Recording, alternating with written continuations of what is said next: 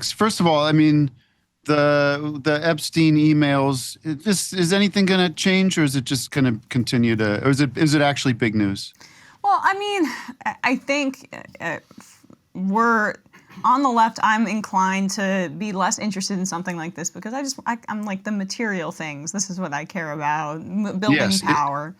But what's also important in this time when Republicans control the House, the Senate, and the presidency, and also the Supreme Court, is to create as much internal division or foster that as possible, and as much as possible.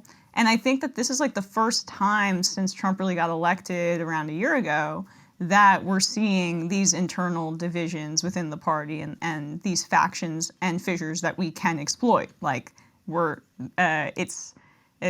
a fracture. We got to make it a clean break. That's the job of an opposition party. Although Chuck Schumer and Hakeem Jeffries don't seem to have gotten that memo fully. Right. But like the good news, I do think it took a little bit of the sting away of those 8 Democratic senators caving to the Republicans, because now, fortunately, Grijalva was able to be sworn in when the government was no longer shut down, and then we get the release of these files. And my contention about this story is just like that Trump presented himself as kind of a class traitor to his base. He was saying this in 2016.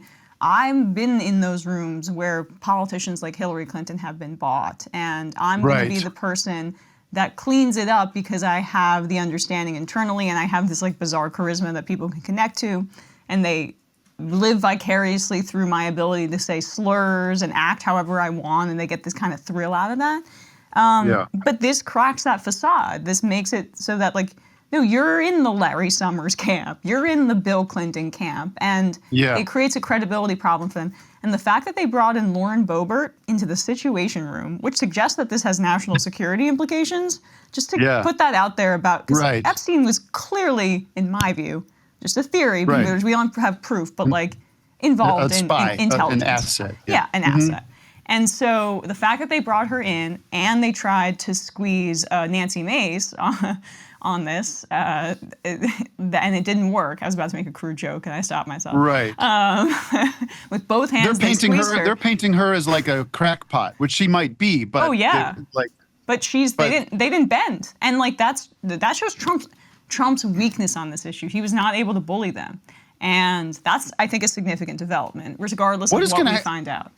What's going to happen with that MAGA base? Because it feels like they are fractured, and the people like Tim Pool and Nick Fuentes, like, they seem genuinely aggrieved by how things are going.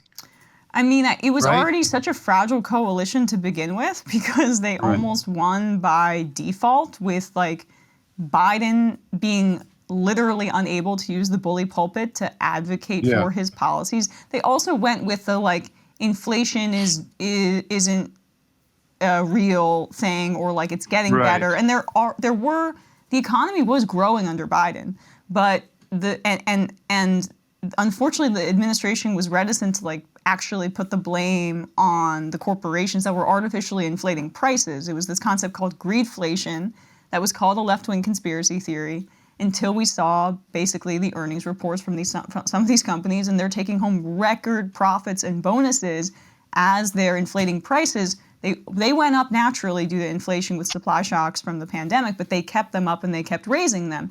And so the strategy from Biden to not really address that left this huge opening for Trump to just go out there and be like,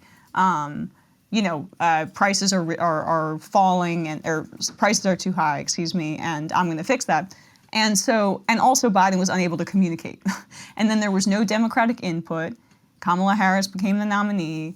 There wasn't a robust debate about what kind of candidate the Democrats should put forward. And of course, the genocide in Gaza depressed turnout. And so like he said he would lower prices. He got people to vote for him on that basis. And they're just getting higher and higher. And he now has like Bush 2007 level of approval rating. He's extremely -18. unpopular.